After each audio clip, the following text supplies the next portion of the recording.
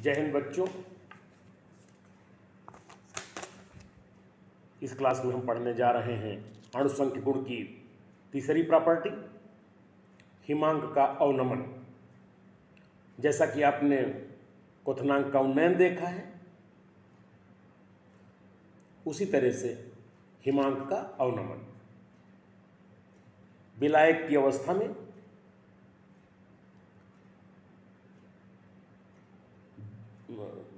हिमांक की स्थिति आप समझ रहे हैं कि जैसे ही सॉलिड बनने की प्रक्रिया शुरू हो जाए, द्रव जैसे ही सॉलिड में चेंज होना स्टार्ट हो जाए, ये जो है हिमांक उसका कहलाता है। हिमांक को परिभाषित कैसे करते हैं, इसमें सीधे से समझ लीजिए कि जब कोई भी तापमान की जो स्थिति बनती है, जब किसी भी द्रव का वाष्प दाब उसी की ठोस अवस्था के वाष्प दाब के बराबर हो जाता है।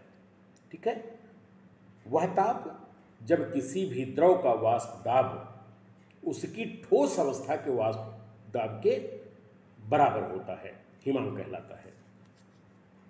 समझ गए आप इस चीज को?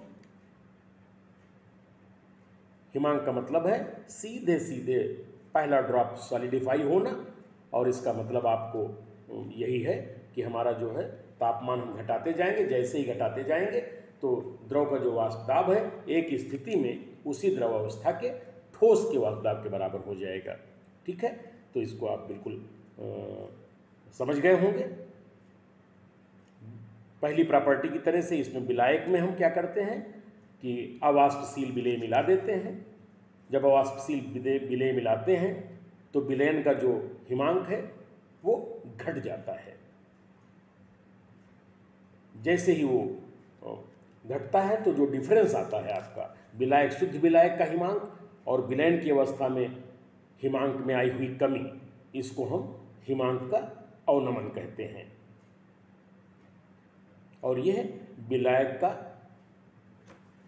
अवनमन हिमांक का कहलाता है।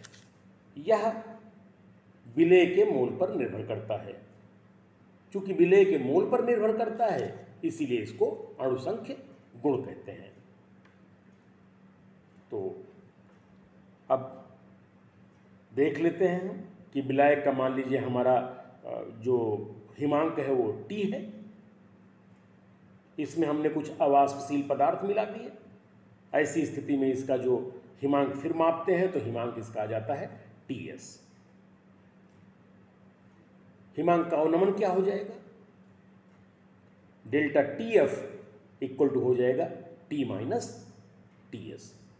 शुद्ध विलायक का हिमांक माइनस विलयन की अवस्था में जो हिमांक है, ये डेल्टा TF का मान आ जाएगा। उसके बाद आप देखें हिमांक में जो अवनमन है वह जब 1 ग्राम अणु को हम विलायक में मिला देते हैं, विलायक के 1000 ग्राम में, और जैसे मैंने 1 ग्राम अणु को 1000 ग्राम में मिलाया तो आप समझ गए कि ये क्या है, मोलल कंसंट्रेशन है, मोलल सांद्रता है। तो हिमांक का अवनमन कब मापते हैं? जब 1 ग्राम अणु को हम 1000 ग्राम विलायक में मिला देते हैं, तो इस विलयन की अवस्था में जो हिमांक आता है वह शुद्ध विलायक की तुलना में इस हिमांक का मान कम होता है। तो जो डिफरेंस मिलता है इसको हम क्या कहेंगे? हिमांक का अवनमन कहेंगे। इसकी value delta TF equal to हो जाएगा KF into m dash. M dash हमारा मोलल कंसंट्रेशन है। और इस अवस्था में जब हम हिमांक का वह अवनमन जो 1 ग्राम अणु को 1000 ग्राम विलायक में घोलने पर उत्पन्न होता है, मोलल अवनमन स्थिरांक कहलाता है। इसको मोलल डिप्रेशन कांस्टेंट या क्रायोस्कोपिक कांस्टेंट कहा जाता है। ठीक उसी प्रकार से मोलल कंसंट्रेशन बराबर small w by small m into 1000 upon capital W gram में विलेय का अणुभार निकाल लेते हैं। Small m equal to KF into small w 1000 upon delta TF W, जहाँ पर KF इक्वल टू ठीक उसी प्रकार से R capital M T square upon 1000 into delta H fusion, हिमांक के लिए फ्यूज़न, और उन्नयन में क्वथनांक में आप देख रहे थे मैंने लिखा था डेल्टा H वेपोराइजेशन। ठीक है, तो इस समीकरण से विलेय का अणुभार हम ज्ञात कर लेते हैं। और जैसा कि आप बार बार देख ही रहे हैं कि हमारा विलायक में जैसे ही अवाष्पशील विलेय मिलाते हैं तो फिर इसमें हिमांक का में कमी आती है, क्योंकि ये निर्भर करता है हमारा अवाष्पशील विलेय की मात्रा पर, ग्रामाणु पर। इसीलिए इसको हम हिमांक के अवनमन को हम अणुसंख्य गुण का लिगेटिव प्रॉपर्टी कहते हैं। तो बच्चों, इसमें भी एक मैंने ग्राफ बनाया हुआ है जो ताप और वाष्प दाब के बीच में है।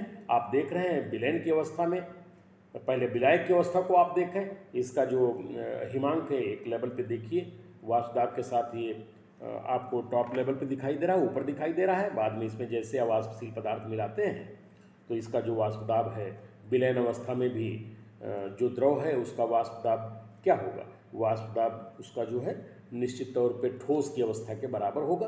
तो आप ग्राफ में इसको अच्छी तरह से देख सकते हैं। हिमांकित जो विलयन है उसका जो वाष्प दाब है उसका एक मैंने थोड़ी सी हल्की डॉट, मोटी डॉट से इसका ग्राफ बनाया हुआ है। और T-TS डेल्टा TF को मैंने ग्राफ में शो किया हुआ है, तो इसे देख लीजिएगा।